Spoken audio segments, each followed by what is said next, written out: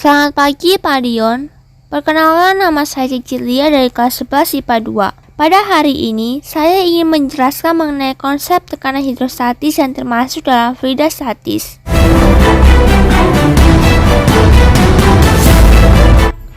Indonesia merupakan salah satu negara maritim terbesar di dunia. Kemaritiman Indonesia menjadi pariwisata yang menjadi minat mayoritas masyarakat Indonesia. Tidak hanya sebagai objek wisata, namun perairan juga dimanfaatkan sebagai objek wisata mata pencaharian. Maka dari itu, dengan adanya konsep fluida statis yang merupakan cabang ilmu fisika yang mempelajari fluida yang diam, di mana fluida sendiri adalah sel berupa gas dan cairan yang dapat mengalir dan memberikan sedikit hambatan terhadap perubahan bentuk ketika diberikan, dengan penerapan konsep tekanan hidrostatis. Transportasi air yang memiliki kaitan erat dengan tekanan hidrostatis adalah kapal selam.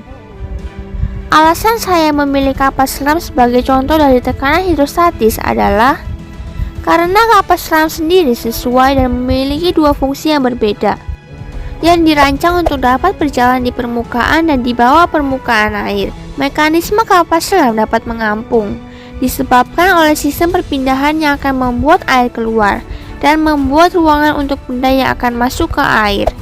Sedangkan mekanisme kapal selam yang di bawah permukaan air berkaitan dengan tekanan hidrostatis yang menyebutkan bahwa tekanan zat cair disebabkan oleh beratnya sendiri, di mana semakin tinggi zat cair dalam wadah, maka semakin besar zat cair itu sendiri.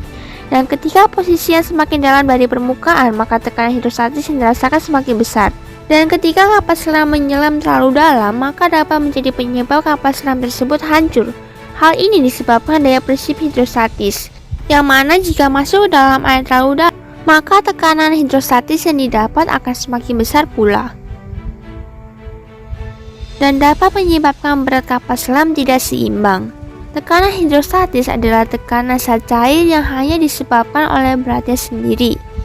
Semakin tinggi zat cair yang ada dalam wadah, maka semakin besar zat cair itu sendiri, sehingga tekanan yang dikerjakan oleh zat cair pada dasar wadah semakin besar. Dengan kata lain, pada posisi yang semakin dalam dari permukaan, maka tekanan hidrostatis yang dirasakan semakin besar. Setiap jenis zat cair akan memberikan tekanan sendiri, tergantung dari kedalamannya.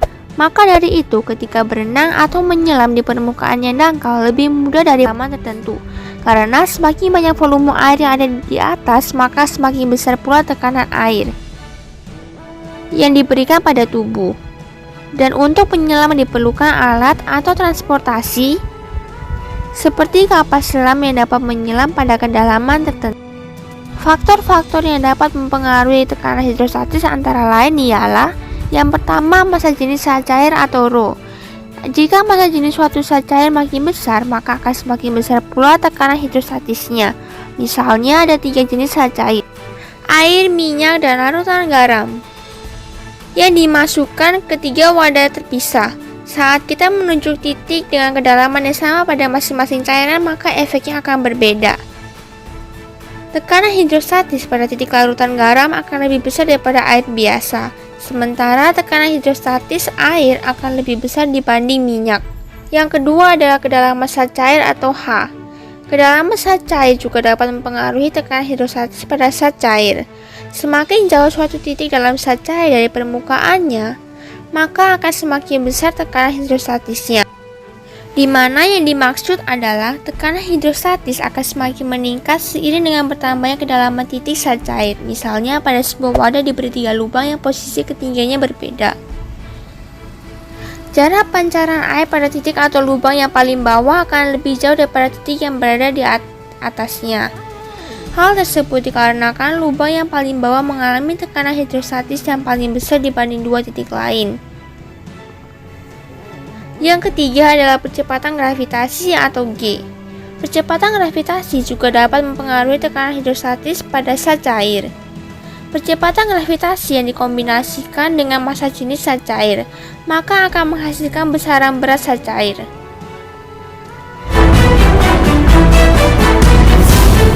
Rumus dari tekanan hidrostatis antara lain: tekanan hidrostatis sama dengan Rho kali G kali H.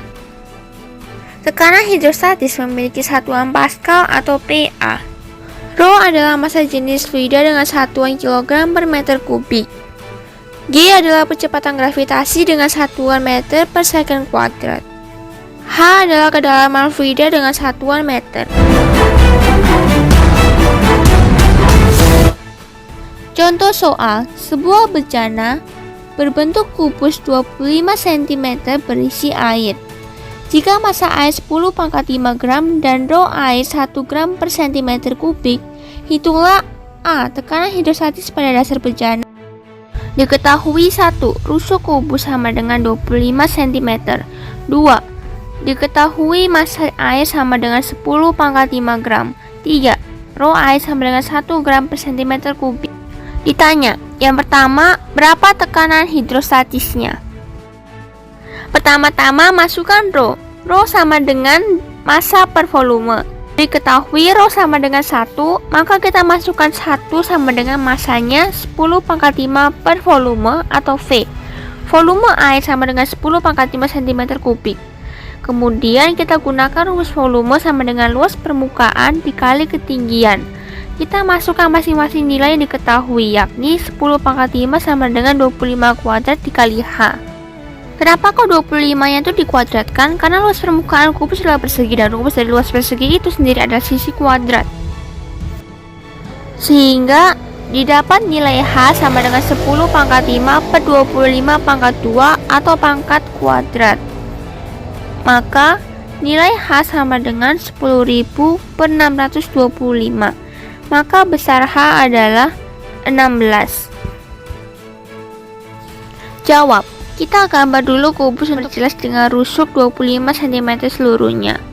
Kita harus mengetahui terlebih dahulu volume kubus, yaitu sisi pangkat 3. Sisinya kan 25, maka 25 pangkat 3 adalah 15.625 cm kubik.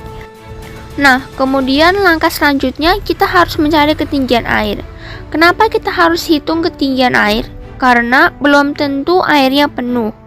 Dan yang ditanyakan kan tekanan hidrostatis dasar bejana, maka ketinggiannya dihitung dari tinggi permukaan ke dasar bejana. Dan dalam soal tidak diberitahukan apakah airnya penuh atau tidak, tetapi pada soal ditulis diisi air. Maka kita harus menghitung ketinggian air terlebih dahulu. A. Kita masukkan rumus tekanan hidrostatis atau pH sama dengan Rho kali G kali H. pH sama dengan 1 dikali 1000 dikali 16. Kenapa kok G-nya tulis 1000? Karena kita menggunakan cm per second kuadrat. Kemudian lanjutkan dengan pH sama dengan 16.000 dm per cm. Jadi, dapat diambil kesimpulan bahwa tekanan hidrostatis merupakan salah satu konsep fluida statis, di mana semakin tinggi zat cair dalam wadah, maka semakin berat zat cair itu, sehingga semakin besar tekanan yang dikerjakan zat cair pada dasar wadah. Dengan kata lain, posisi yang semakin dalam dari permukaan, maka tekanan hidrostatis yang dirasakan akan semakin besar. Sekian video penjelasan dari saya, mohon maaf bila ada perkataan, pengucapan, pengejaan, dan gambar. Terima kasih.